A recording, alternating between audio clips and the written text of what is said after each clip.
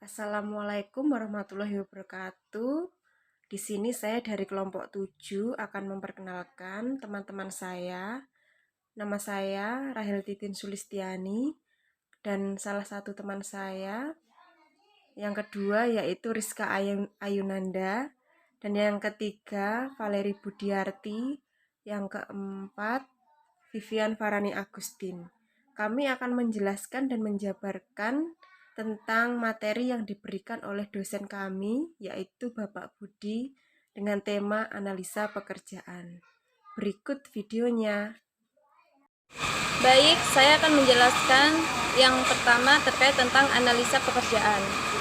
Analisa pekerjaan adalah proses pengumpulan informasi secara sistematis untuk membuat keputusan tentang suatu jabatan atau pekerjaan. Nah, di sini saya akan menjelaskan tentang pengertian dan perbedaan jabatan atau posisi. Nah, suatu jabatan terdiri dari sekelompok tugas yang harus dilaksanakan agar organisasi dapat mencapai tujuannya. Sedangkan posisi adalah kumpulan tugas dan tanggung jawab yang dilaksanakan oleh satu orang. Ada satu posisi untuk setiap orang dalam suatu organisasi. Nah, manfaat analisis pekerjaan itu apa aja sih? Di sini ada dua, yaitu sebagai masukan penting bagi fungsi-fungsi MSDM lainnya seperti rekrutmen dan seleksi, penilaian kinerja, manajemen karir, kompensasi, dan sebagainya. Terus yang kedua, sebagai bagian penting dalam perancangan sistem organisasi secara keseluruhan, misalnya untuk pembagian departemen, aliran kerja, serta untuk mendesain ulang jabatan itu sendiri. Nah, di sini saya akan menjelaskan juga tentang spesifikasi jabatan. Spesifikasi jabatan adalah pernyataan tertulis tentang kualifikasi pendidikan, tingkat pengalaman, kualitas khusus, keterampilan fisik, emosional, teknis, dan kemampuan komunikasi yang diperlukan untuk melakukan pekerjaan dan tanggung jawab yang terlibat dalam pekerjaan. Bagian-bagian spesifikasi jabatan diantaranya yaitu 1. Tingkat pendidikan pekerjaan. 2. Jenis kelamin pekerjaan. 3. Keadaan fisik pekerjaan. 4. Pengetahuan dan kecakapan pekerja. 5. Batas umur pekerja. 6. Status pernikahan pekerja. 7. Minat pekerja. 8. Pengalaman pekerja, dan sebagainya. Tujuan spesifikasi jabatan berdasarkan informasi deskripsi jabatan. Spesifikasi jabatan membantu kandidat atau pengelamar menganalisis apakah dirinya memenuhi syarat untuk mengisi lowongan pekerjaan tertentu atau tidak. Terus, spesifikasi jabatan membantu memilih kandidat yang paling tepat untuk mengisi jabatan kosong yang dibutuhkan oleh perusahaan. Kemudian metode analisa pekerjaan dapat dilakukan dengan menggunakan sejumlah teknik tertentu. Berikut adalah beberapa metode pengumpulan data yang lazim digunakan oleh analisis jabatan untuk memperoleh data dan informasi jabatan angket terstruktur. Bagian-bagian metode analisis jabatan yaitu 1. Pengamatan. Pengamatan adalah analisis mengamati seseorang pekerja atau sekelompok pekerja yang sedang melakukan sebuah pekerjaan. Kedua, wawancara. Untuk pekerjaan-pekerjaan yang tidak memungkinkan analisis untuk benar-benar melakukan pekerjaan tersebut. Terus, yang ketiga, catatan karyawan. Mirip dengan metode wawancara. Dengan metode ini, analisis menyadarkan diri pada informasi yang berasal dari catatan karyawan tentang apa, mengapa, dan bagaimana ia melakukan pekerjaan. Terus, selanjutnya kinerja. Dengan pendekatan ini, analisis benar-benar melakukan pekerja yang sedang dikajinya untuk memperoleh informasi tangan pertama tentang sebuah pekerjaan. Di sini juga ada tentang hubungan analisa pekerjaan dengan fungsi MSDM lainnya. Yang pertama, penyediaan staf. Penyediaan staf adalah proses staffing akan kacau jika rekruter tidak mengetahui syarat-syarat yang diperlukan untuk menjalankan sebagai jabatan. Terus kedua, pelatihan dan pengembangan. Informasi deskripsi jabatan berguna untuk mengidentifikasi kebutuhan-kebutuhan, pelatihan dan pengembangan. Selanjutnya, penilaian kinerja. Para karyawan harus dievaluasi berdasarkan seberapa baik mereka menyelesaikan tugas yang ditetapkan dalam deskripsi jabatan. Selanjutnya, kompensasi. Perlu diketahui nilai relatif jabatan tertentu bagi organisasi. Kompensasi finansial yang layak bisa ditetapkan untuk jabatan tersebut. Selanjutnya, keselamatan dan kesehatan. Informasi yang diperoleh dari analisis jabatan juga berguna untuk mengidentifikasi masalah-masalah keselamatan dan kesehatan yang mungkin terjadi. Hubungan kekaryawanan dan perburuhan. Deskripsi jabatan bisa memberikan standar evaluasi dan perbandingan bakat agar promosi, transfer, atau demosi karyawan bisa diputuskan secara objektif. Selanjutnya, pertimbangan legal. Analisis jabatan yang dipersiapkan dengan baik bermanfaat untuk menunjang legalitas dari praktik-praktik kekaryawanan. Selanjutnya, tentang desain jabatan akan dijelaskan oleh teman saya, yaitu Valeri. Yang selanjutnya, desain jabatan, yaitu rancangan mengenai tugas-tugas dan tanggung jawab suatu jabatan yang disesuaikan dengan kebutuhan organisasi dan karakteristik orang yang akan menjalankan jabatan tersebut. Yang kedua, jabatan perlu dirancang sedemikian rupa agar pemegang atau pelaksana jabatan menjadi produktif dan mendapatkan kepuasan kerja. Unsur atau elemen desain jabatan. Yang pertama, elemen organisasional. Elemen organisasional merupakan elemen yang harus diperhatikan suatu organisasi dalam membentuk pekerjaan. Elemen-elemen organisasional pada desain pekerjaan bersangkutan efisiensi. Efisiensi merupakan suatu pencapaian tujuan sesuai dengan pendanaan yang ditetapkan oleh perusahaan. Pekerjaan yang dirancang secara efisien mendorong pegawai yang mampu memotivasi untuk mencapai keluaran yang maksimal. Yang selanjutnya, penemuan-penemuan para peneliti ini dapat diterapkan dalam era komputerisasi sekarang. Berikut adalah elemen-elemen organisasi dalam desain pekerjaan. Yang pertama, pendekatan mekanistik. Pendekatan ini berusaha untuk mengidentifikasikan setiap tugas dalam suatu pekerjaan agar tugas-tugas dapat diatur untuk menimbulkan waktu dan tenaga para pegawai.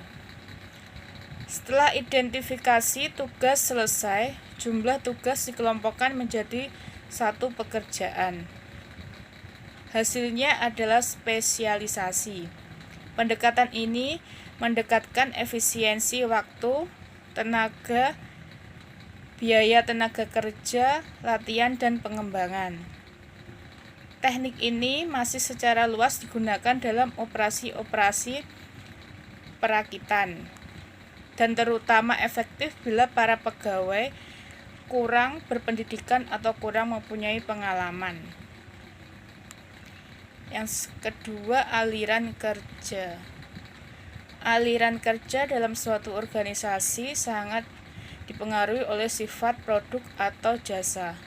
Produk atau jasa biasanya menentukan urutan dan keseimbangan pekerjaan-pekerjaan sehingga dibutuhkan aliran kerja dari suatu kegiatan. Yang ketiga, praktek-praktek kerja. Praktek-praktek kerja merupakan cara-cara bagaimana pelaksanaan kerja yang ditetapkan. Metode praktek kerja ini biasanya terbentuk dari tradisi atau kesempatan kolektif para pegawai atau bagian kontrak kerja dari serikat buruh.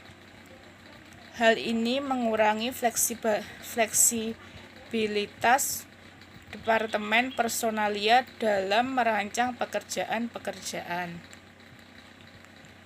Yang selanjutnya, yang kedua, ada elemen-elemen lingkungan. Elemen lingkungan merupakan aspek kedua dalam desain pekerjaan. Para perancang pekerjaan tidak dapat mengabaikan pengaruh lingkungan eksternal.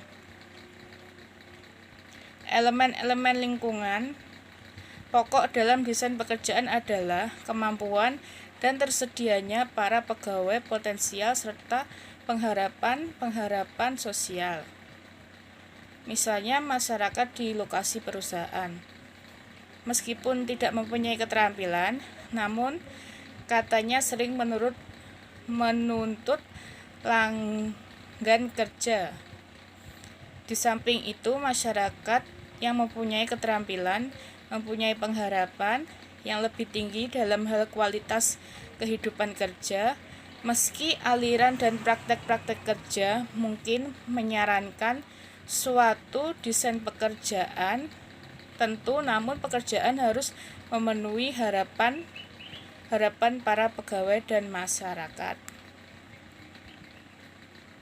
Yang ketiga, ada elemen-elemen keperilakuan, yaitu ada beberapa elemen keperilakuan, yaitu yang pertama, otonomi. Otonomi mempunyai pengertian bahwa dalam pelaksanaan tugas-tugas dan tanggung jawab atas pekerjaan, seorang pegawai diberikan wewenang untuk mengambil keputusan yang dibutuhkan dalam bidang tugasnya.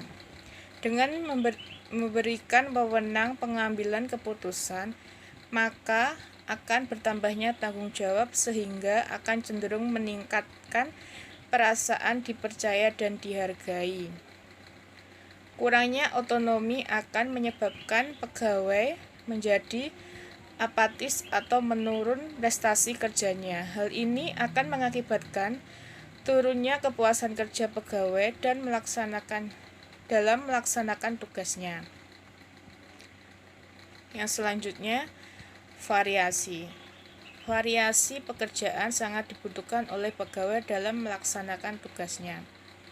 Apabila seorang pegawai telah merasa bosan, maka timbul rasa lelah yang berkelanjutan dan mengakibatkan kesalahan-kesalahan dalam melaksanakan tugas. Dengan adanya kesalahan-kesalahan ini, maka seorang pegawai akan ditegur oleh atasannya. Dengan teguran ini, maka seorang pegawai dapat merasa tidak senang dan tidak puas dalam melaksanakan tugasnya. Yang selanjutnya, identitas tugas. Identitas merupakan ciri-ciri, jenjang atau tingkatan, dan klasifikasi dari suatu pekerjaan. Bila pekerjaan tidak mempunyai identitas yang jelas, maka para pegawai akan kurang merasa bertanggung jawab atas pekerjaannya.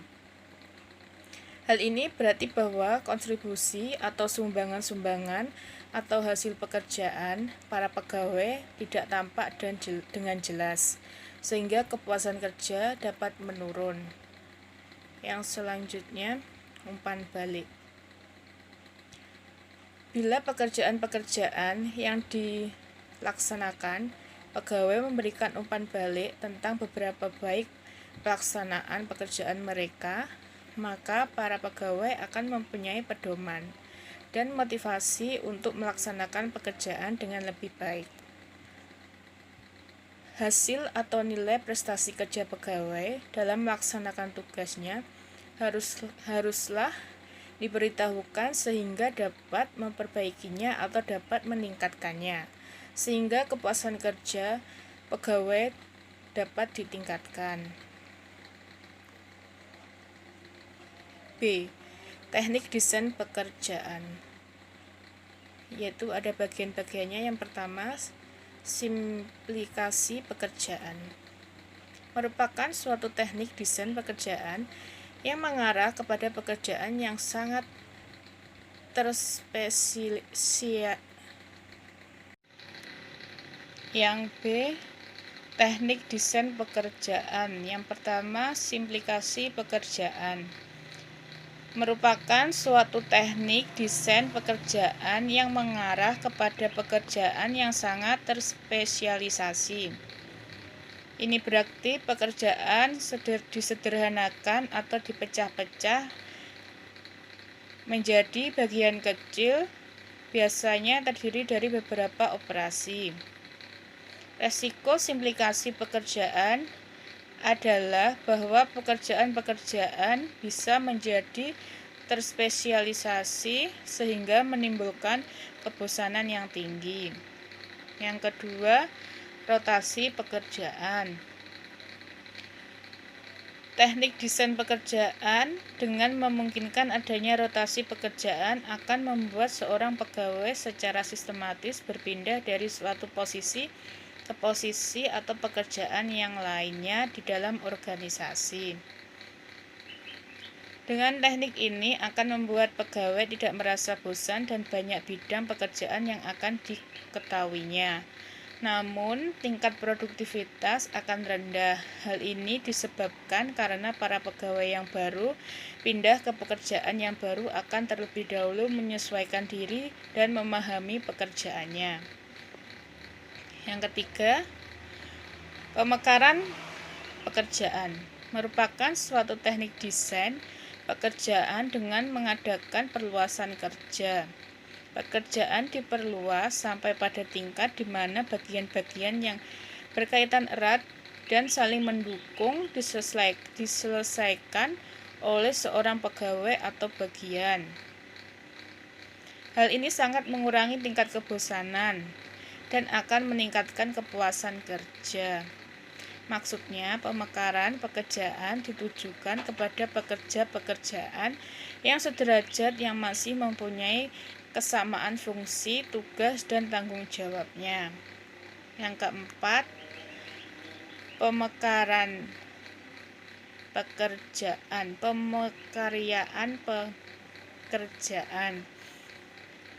merupakan penambahan tugas dan tanggung jawab dari para pegawai. Program ini memberikan lebih banyak otorisasi untuk melaksanakan pekerjaan dan pengambilan keputusan dan meningkatkan tanggung jawab. Pemekaryaan pekerjaan ini bersifat vertikal. Maksudnya, pemekaryaan pekerjaan ditujukan kepada pekerjaan-pekerjaan yang berada di atasnya, yang masih mempunyai fungsi yang bersamaan. Sedangkan Handoko menyatakan teknik-teknik perencanaan kembali pekerja-pekerja dibedakan menjadi dua jenis, yaitu simplikasi pekerjaan dan perluasan pekerjaan. Perbedaan yang mencolok dari teknik-teknik tersebut adalah pada teknik pertama ada 4 cara, sedangkan pada teknik kedua hanya 2 cara. Teknik desain pekerjaan dengan simplikasi pekerjaan adalah merupakan teknik mempersempit ruang lingkup pekerjaan dari seorang pegawai. Tujuannya meningkatkan produktivitas kerja pegawai, sedangkan perluasan pekerjaan merupakan teknik-teknik desain pekerjaan yang memperluas pekerjaan dari seorang pegawai atau bagian. Cara kedua dalam teknik kedua yaitu perluasan pekerjaan, termasuk ke dalam pengertian rotasi pekerjaan. pemekaran pekerjaan dan pemekayaan pekerjaan, dan adanya teknik-teknik desain pekerjaan ini, para desainer atau perancang pekerjaan dapat merancang pekerjaan dengan sebaik mungkin dan dapat menyesuaikan pekerjaan dengan kehendak-kehendak pegawai dan sesuai dengan jenis dan tujuannya perusahaan. Desain pekerjaan yang telah sesuai dengan kehendak pegawai dan sesuai dengan jenis tujuan perusahaan, maka besar kemungkinan dapat memasukkan pegawai dalam melaksanakan tugas atas pekerjaan mereka. Baik, kelompok kami juga akan menjelaskan terkait tentang implementasi perusahaan. Sebagai contohnya, kami mengambil perusahaan, yaitu pada PT Gudang Garam Tbk. Di situ, kami akan menjelaskan terkait tentang implementasi strategi pemasaran perusahaan. Berikut yang akan disampaikan, materinya akan disampaikan oleh teman saya, Vivian.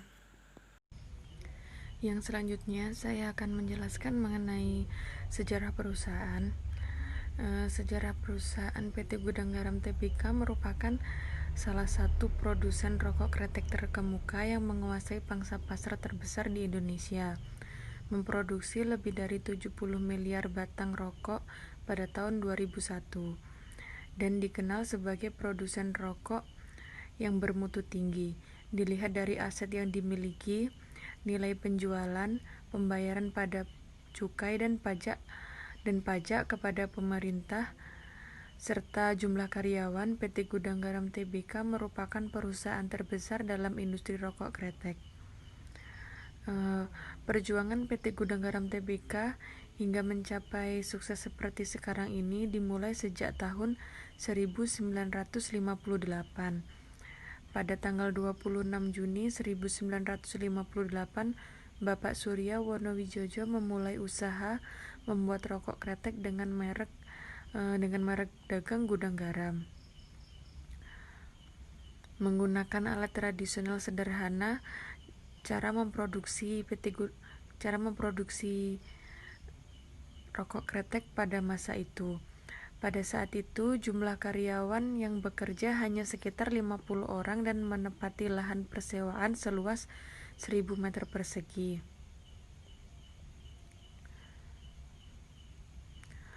Untuk filosofi perusahaannya, kiat-kiat manajemen yang menjadikan PT Gudang Garam Tbk menjadi seperti sekarang ini bercermin pada pandangan hidup almarhum Surya Wonowijojo yang juga menjadi filsafah perusahaan, yaitu catur dharma perusahaan.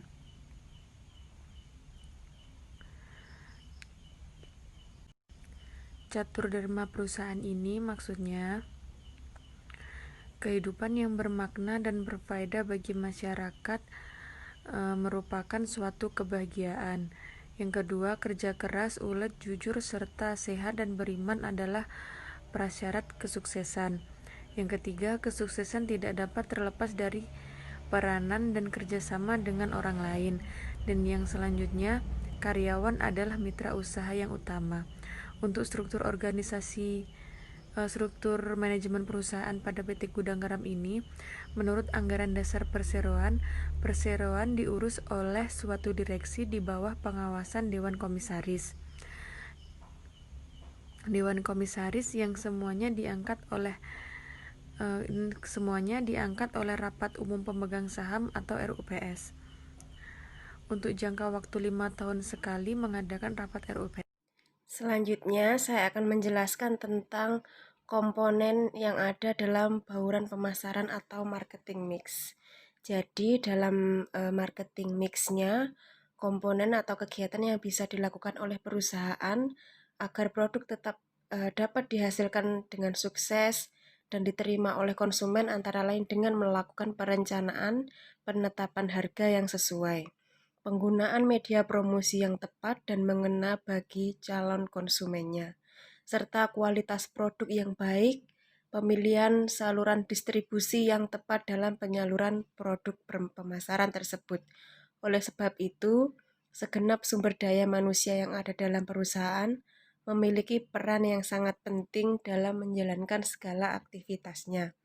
Lalu selanjutnya, analisa implementasinya di dalam perusahaan Gudang Garam TBK. Nah, strategi dalam bidang produk tersebut, kita dapat ketahui bahan-bahan yang digunakan terdiri dari bahan baku yang sangat kita ketahui ya, contohnya adalah tembakau, cengkeh, atau saus yang lainnya. Saus tersebut terdiri dari bumbu-bumbu rahasia yang diciptakan untuk dapat membuat produk rokok tersebut menjadi enak dan layak dikonsumsi oleh konsumen. Jadi, di dalam pekerjaan yang dilakoni oleh para pekerja, mereka harus bisa membuat produk tersebut layak untuk dikonsumsi. Contohnya, meskipun sekarang banyak menggunakan mesin-mesin pencetak rokok, tetapi juga ada yang menggunakan tangan. Jadi mereka harus pas dalam melakukan pekerjaan tersebut supaya rokok tersebut enak dipandang, terus rasanya juga pas. Terkadang ada juga di dalam rokok-rokok tersebut yang disortir karena kurang bagus atau bahan-bahan yang digunakan tersebut kurang atau pengemasannya yang kurang rapi. Jadi mereka akan menyortirnya dan produk-produk yang sudah disortir tersebut tidak layak dijual kepada konsumen. Nah, salah satunya dari apa yang saya sampaikan ada proses-proses produksi yang dilakukan oleh PT Gudang Garam sehingga bisa menciptakan produk yang dipasarkan di pasaran. Nah, salah satunya juga mereka dalam analisa pekerjaannya juga menetapkan marketing mix atau dalam istilahnya bauran pemasaran gitu ya. Nah, salah satunya juga mereka harus melakukan promosi yang baik supaya promosi tersebut bisa diterima oleh masyarakat. Kesimpulan yang dapat ditarik dari kelompok kami adalah analisa pekerjaan merupakan suatu proses pengumpulan dan pemeriksaan atas aktivitas kerja utama di dalam sebuah posisi serta kualifikasi, misalnya keahlian, pengetahuan, kemampuan, serta sifat individu lainnya. Pengumpulan data dalam analisa pekerjaan dapat dilakukan melalui cara-cara yaitu observasi, wawancara, kuesioner, dan catatan harian kerja karyawan. Perusahaan di dalam memproduksi suatu produk supaya dilakukan pemasaran secara baik dan laku di pasaran, perlu melakukan peninjauan terhadap situasi pasar, sehingga produk yang dihasilkan sesuai dengan kebutuhan dan keinginan konsumen. Pemilihan saluran distribusi juga ikut berperan dalam memperluas pasar. Nah, itu adalah kesimpulan dari kelompok kami. Sekian presentasi kami. Assalamualaikum warahmatullahi wabarakatuh. Assalamualaikum warahmatullahi wabarakatuh. Ya, balik lagi bersama saya Bara dari kelompok 2 ya. Tadi saya baru membaca sepintas terkait makalah Anda. Nah, yang ingin saya tanyakan langsung aja ya. Yang pertama adalah misalkan spesifikasi jenis pendidikan yang Anda terapkan. Nah, kemudian ternyata ada yang melamar pekerjaan di perusahaan Anda yang spesifikasinya itu pendidikannya lebih rendah, tapi dia mempunyai pengalaman. Apakah Anda akan mau menerima apa tidak? Itu yang pertama ya. Kemudian yang kedua, jika ada teman satu kantor nikah, apakah menurut Anda itu akan mengganggu pekerjaan di perusahaan Anda? Itu yang kedua. Kemudian yang ketiga nih, setelah saya baca sepintas terkait makalah Anda, kira-kira tujuan penulisan makalah Anda dengan pembahasan apakah sudah sinkron apa belum? Coba baca lagi. Terima kasih. Assalamualaikum warahmatullahi wabarakatuh.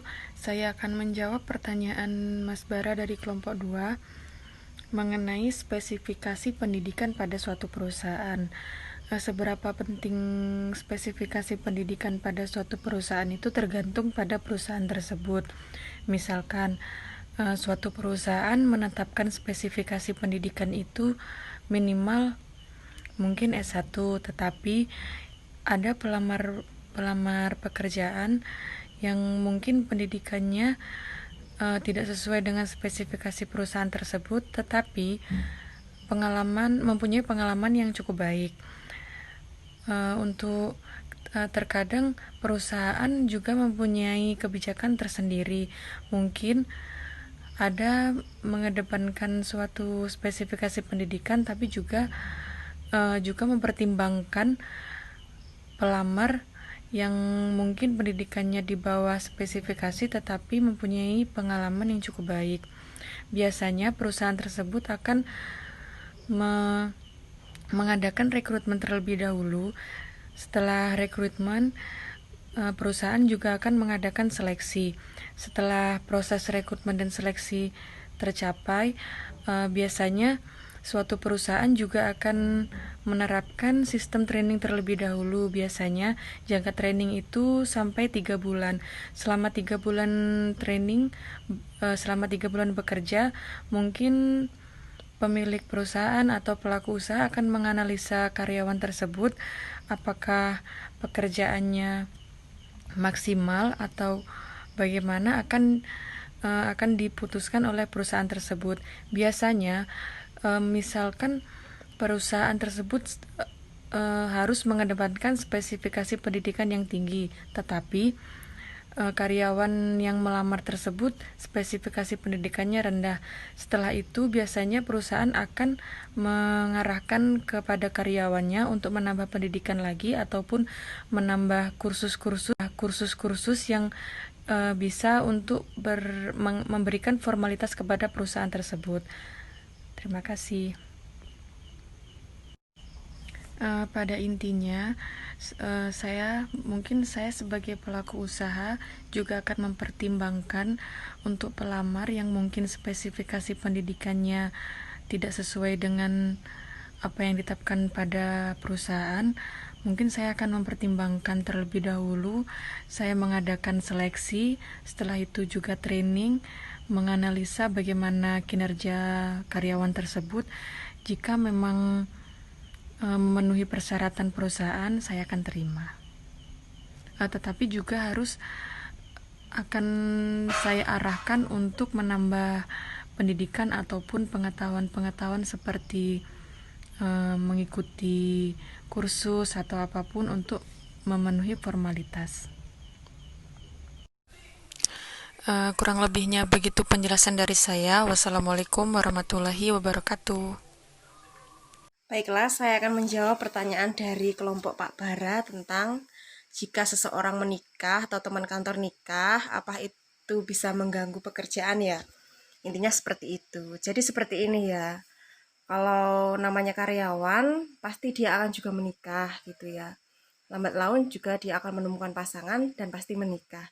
Dan untuk mengatasi bagaimana pekerjaan itu, kalau menurut saya, itu tidak akan mengganggu ketika karyawan tersebut sudah izin cuti. Otomatis, jauh-jauh hari seseorang karyawan tersebut ketika mau menikah, dia sudah mengizinkan dirinya sendiri untuk cuti atau sudah bilang kepada atasan. Jadi atasan tersebut pasti memikirkan, oh kerjaanmu masih ini, kerjaanmu masih itu ya. Jadi bisa meeting terlebih dahulu bagaimana dia bisa menyelesaikan pekerjaan.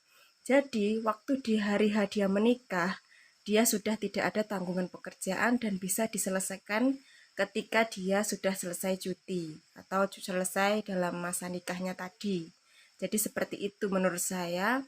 Kalau orang nikah, kalau dia sudah bisa mendapatkan izin cuti dan dia sudah menyelesaikan pekerjaannya terlebih dahulu, itu pasti tidak akan mengganggu. Terima kasih.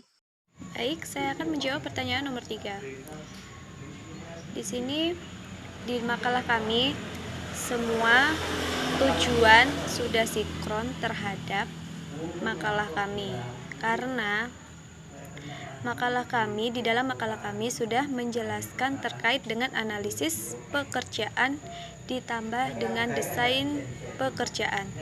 Jadinya di situ sudah dijelaskan semua tentang spesifikasi dan tentang manfaat dan ciri-ciri analisis jabatan. Sekian.